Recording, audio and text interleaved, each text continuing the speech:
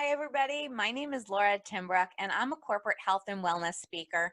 And I want to share a few tips with you today about working from home. So many of us have suddenly been thrown into an environment that we're not familiar with. A lot of us are finding ourselves working from home when we haven't worked from home full time before.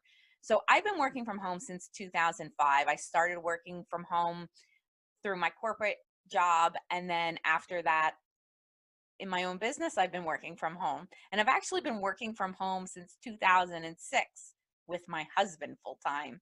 So if you're interested on how to work from home with your spouse, I actually wrote an article on that about in LinkedIn, and I'll share with you that at the end of the video. So my top tips from working from home. Number one is a dedicated office space. This is so important to be able to balance home and work life that we really need a dedicated office space to say, okay, I'm at work now. And specifically, if you can find one with a door, because I will guarantee you the dog will bark, the kids will scream, and the doorbell will ring at the most inconvenient times.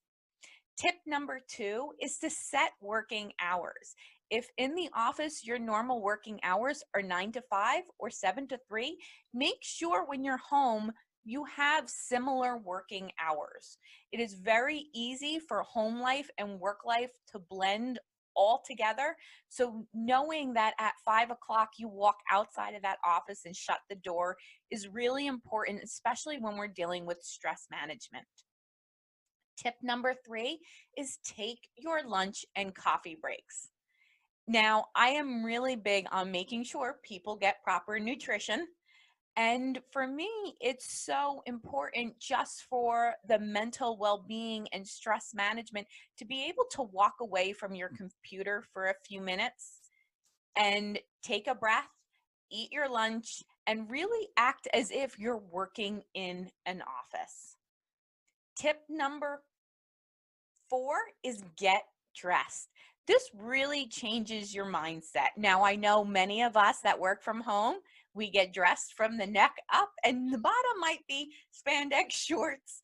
But for a lot of people, just putting on a pair of jeans or a nice shirt really changes how we set ourselves up for the day. It really transfers us into a work mindset.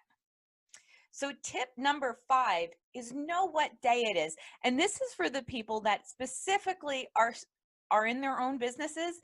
A lot of times days can blend together. Tuesdays or Fridays, Thursdays or Mondays, and it's really confusing sometimes. So for me, I actually always have a calendar opened up on one of my monitors.